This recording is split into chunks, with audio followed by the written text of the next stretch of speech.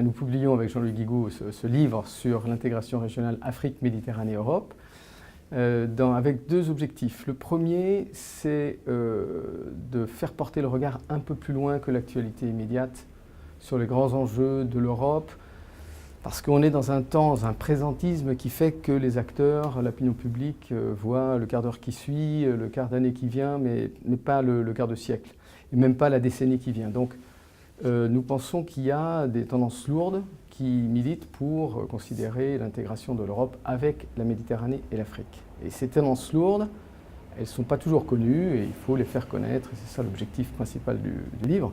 Le deuxième objectif, c'est de sensibiliser les lecteurs à la notion de région.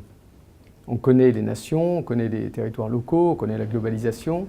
Ce que l'opinion publique n'a pas vu, c'est qu'il y a des grandes régions qui se constituent dans le monde. Et l'idée, c'est que Afrique, Méditerranée, Europe, c'est une grande région.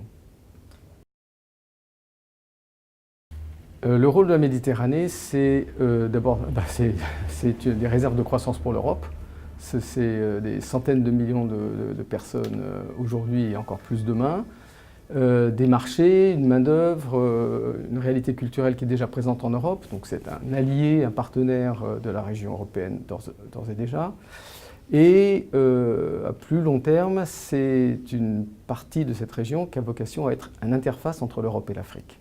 Les gens du sud de la Méditerranée s'intéressent à l'Afrique, et les gens d'Afrique subsaharienne s'intéressent à la Méditerranée, à l'Europe. On voit que la Méditerranée est une interface. D'abord, c'est un projet à long terme, premier élément.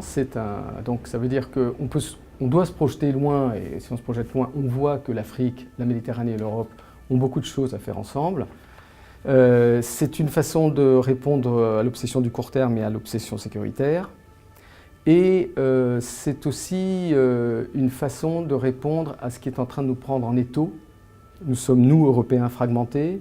On ne sait pas si l'Union européenne va survivre au Brexit. On pense que oui, on est en émoi devant la Catalogne, mais on est vraiment pris par des objectifs et des problèmes de court terme, alors que vous avez deux mastodontes qui sont en train de se consolider, c'est-à-dire ce qu'on appelle le G2, les États-Unis d'un côté et la Chine de l'autre. Et je devrais dire pas la Chine, mais l'Asie orientale.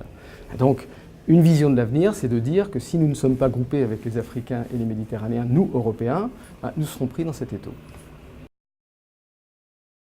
Alors, de l'interview de Radi Medeb, je retiens l'idée que les Tunisiens, c'est un chef d'entreprise, il descend en Afrique, il travaille beaucoup en Afrique, ça s'est entendu. Il dit que les Tunisiens, les acteurs publics et privés, surtout publics, ne connaissent pas l'Afrique. Et il dit aussi que ces acteurs ne connaissent pas l'Europe. Ils connaissent la France, ils connaissent l'Italie, l'Espagne, point. Et selon lui, cette connexion à l'Europe reste fondamentale. Parce que c'est là que les marchés pour les Tunisiens se trouvent. Après-demain en Afrique, et en tout état de cause, ce qu'il faut, c'est la triangulation, c'est-à-dire associer des entreprises européennes à des entreprises maghrébines et des entreprises africaines. Ce que je retiens de l'interview de Miguel Ángel Moratinos, c'est le manque de courage et de vision politique des décideurs politiques européens. Et ce que je retiens de l'interview de Jean Okaku-Diagu, c'est l'insupportable surplomb européen. C'est un homme d'affaires qui travaille dans les assurances et il a éconduit un partenaire français qui voulait travailler avec lui dans des relations tellement dissymétriques que ça n'a pas été possible. Et il a fait affaire avec des Canadiens. Donc ça, je pense que c'est une leçon qui peut illustrer l'ensemble de ce projet régional.